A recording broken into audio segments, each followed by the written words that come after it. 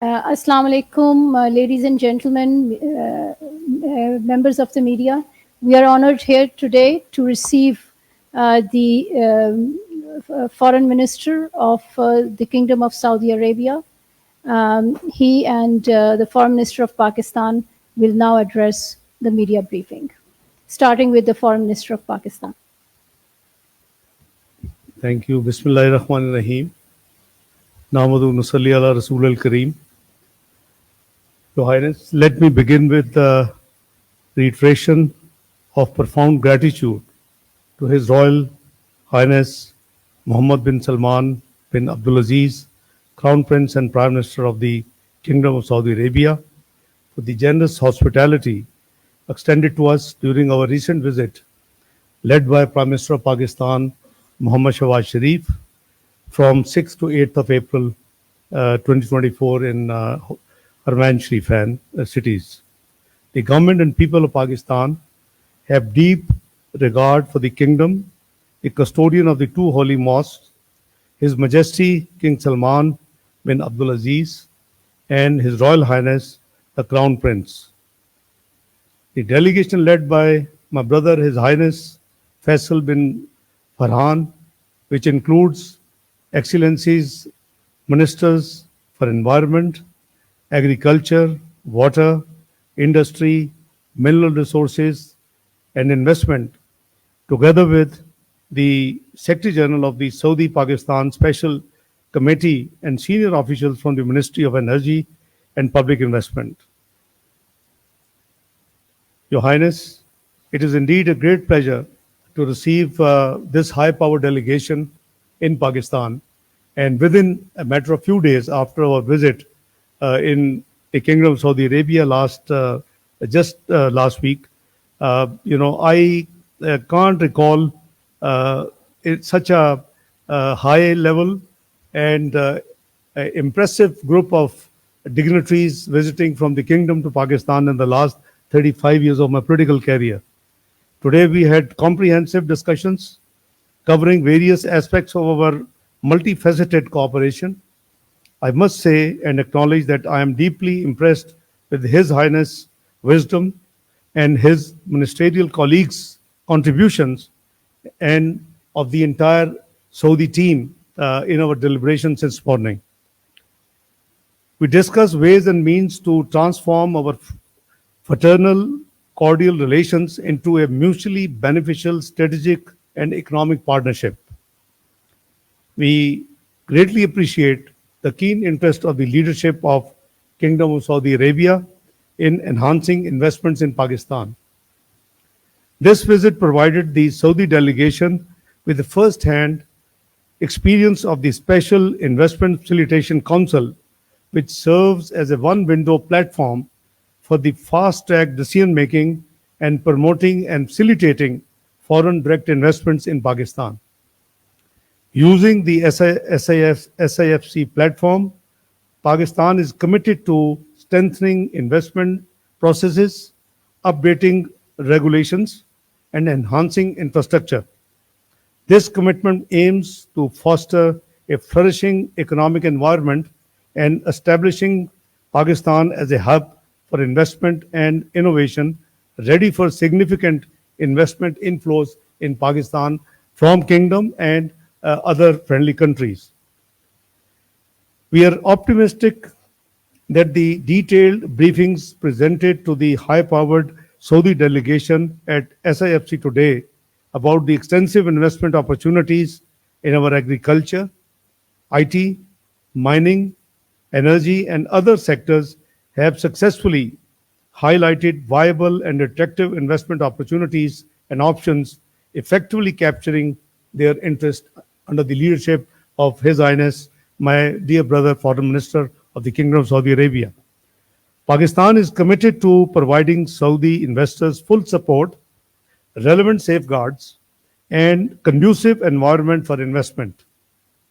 Honorable Prime Minister Shahbaz Sharif has directed SIFC and relevant ministries to move forward on investment projects in a diligent and time-bound manner on fast track. We look forward to continued government-to-government and business-to-business engagements as we take steady strides on the journey we have started today in the leadership of His Highness the Foreign Minister of the Kingdom of Saudi Arabia and his delegation. Let me reiterate my heartfelt gratitude to His Highness and my dear brother Foreign Minister and his team for a very short, but I believe a very productive visit to Pakistan. I thank you all.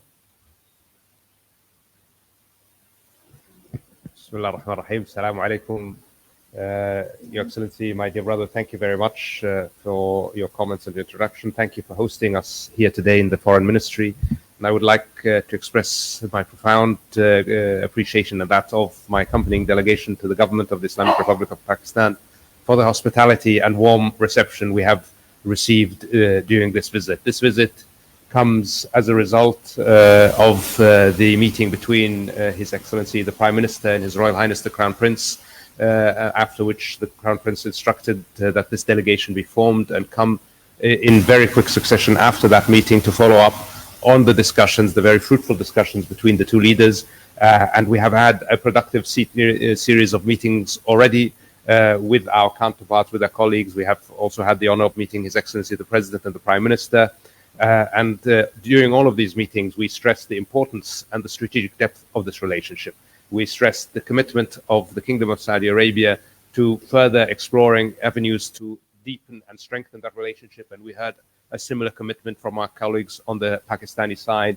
We were extremely impressed by the very, very proactive attitude that we saw in our meetings, especially with the Investment Council. We saw a very, very strong business-focused approach on addressing the challenges, addressing the opportunities, highlighting the work that we can do together. And I feel very, very confident that the results of this visit and the results of the work being done between the two respective teams with this attitude, with this approach of focus on results, focus on overcoming hurdles, will deliver significant benefits for both of our countries, will significantly accelerate the process of achieving those investments that we are looking at together. And I can say that there is significant opportunity to increase the level of investment that is already on the table. And we saw today significant other opportunities that we can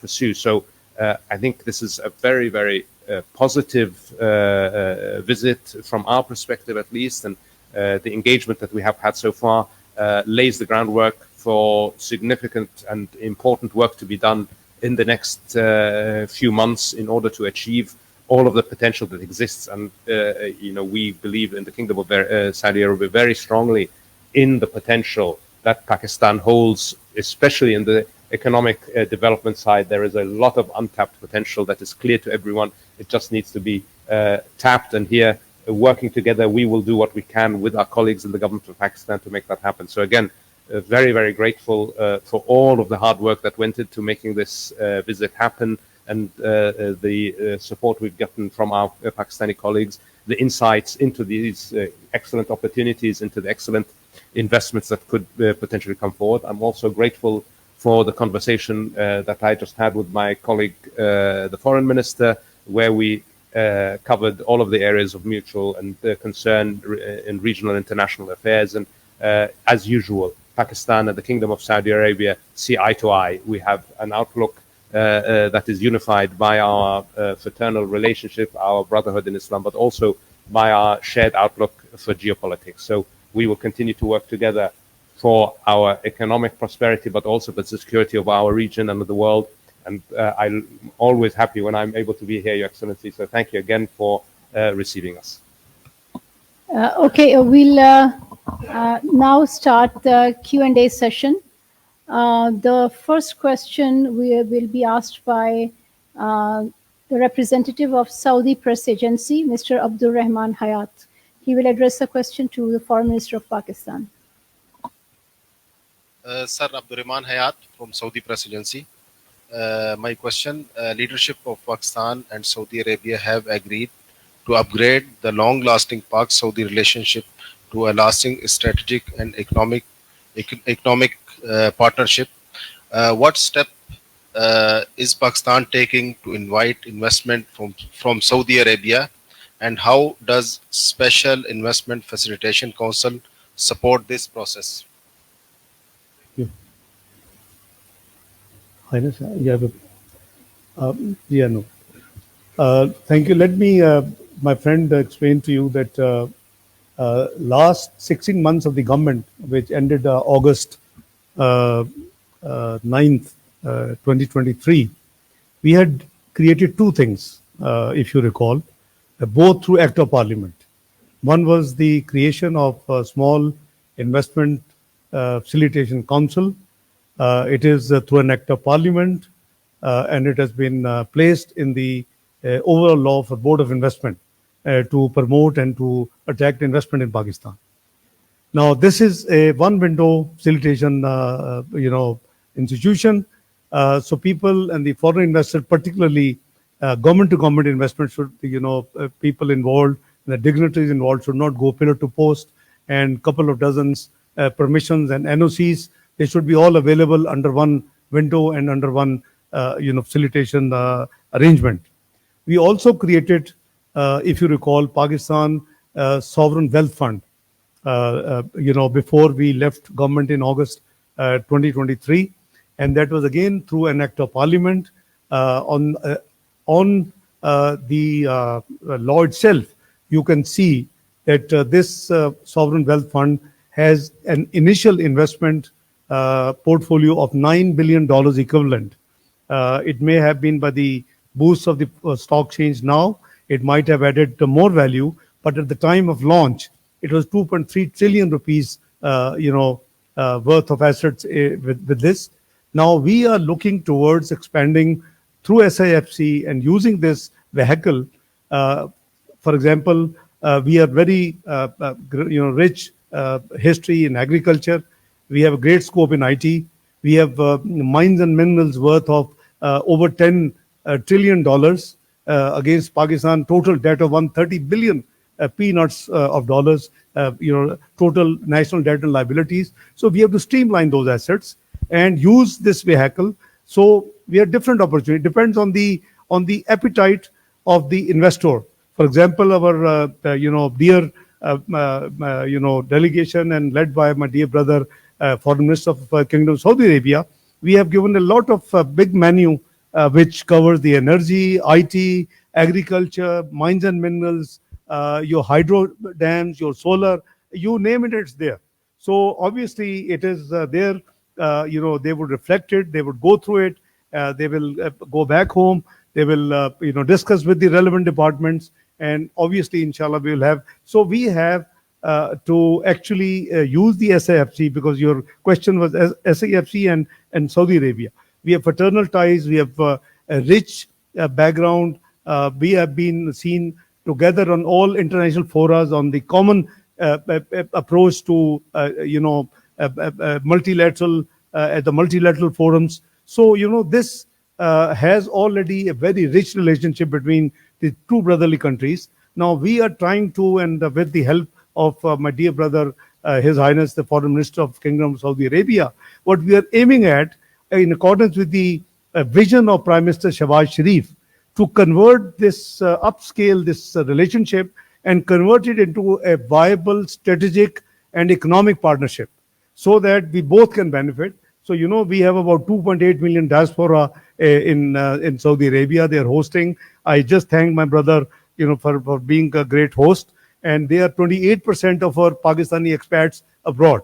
So we have a huge agenda to work with, and Pakistan is a great potential.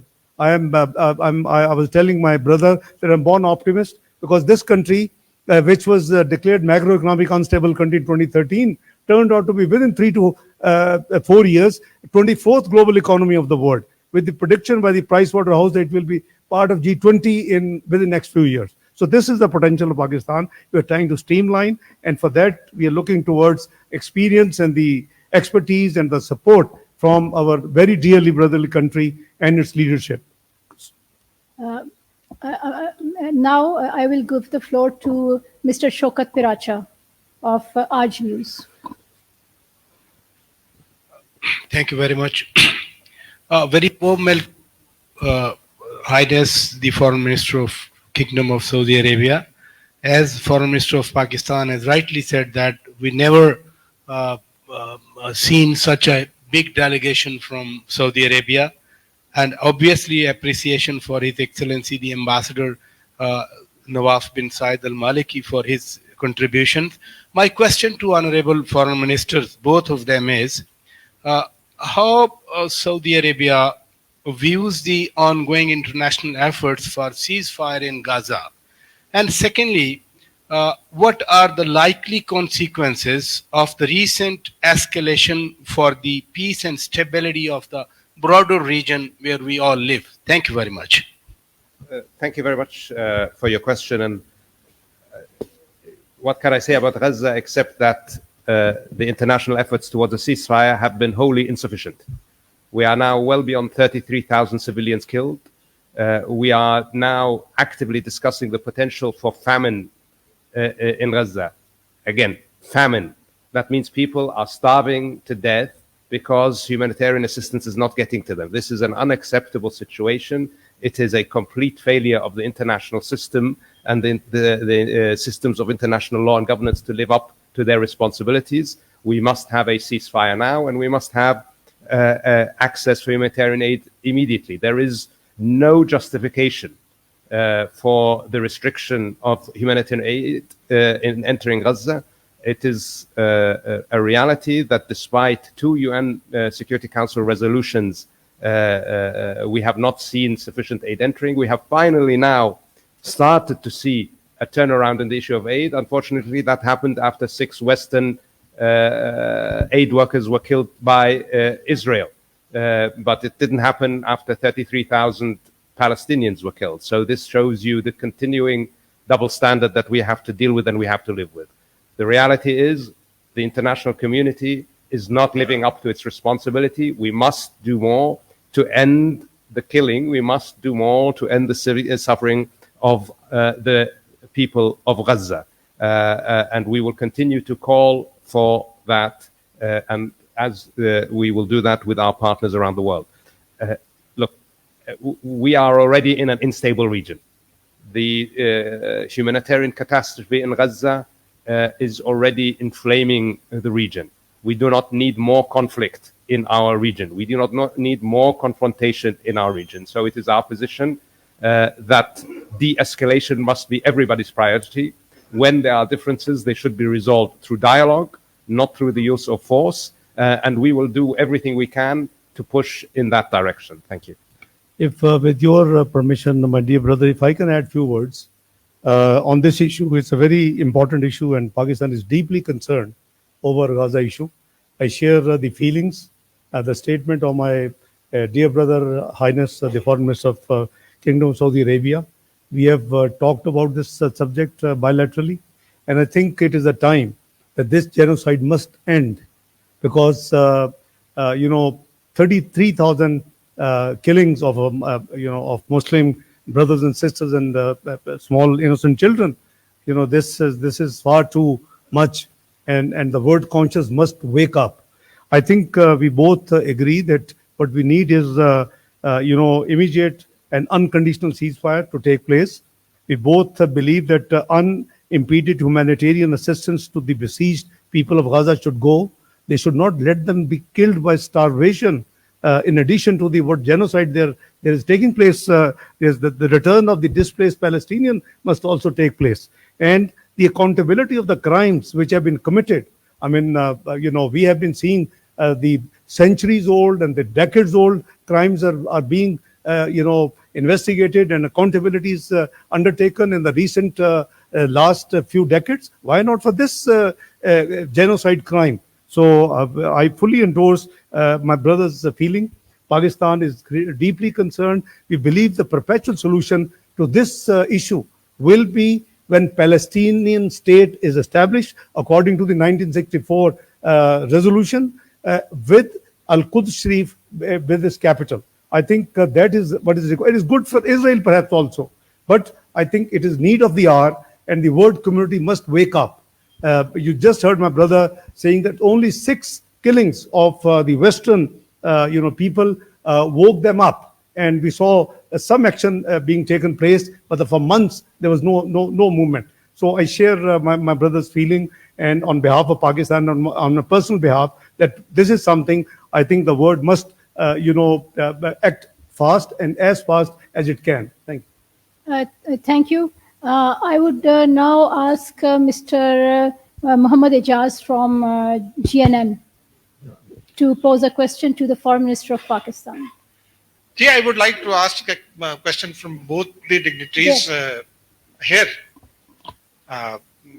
As you mentioned in your speech earlier about the Pakistani diaspora, I would like to ask the Pakistani diaspora is living in the Saudi Arabia for very long, and they are playing a very positive role in the Saudi society and the development. How Pakistani diaspora can play its role in future strengthening the tie with the both. I would like to ask my guest foreign minister how Pakistan is facing a challenging situation, and the world is also facing different challenges.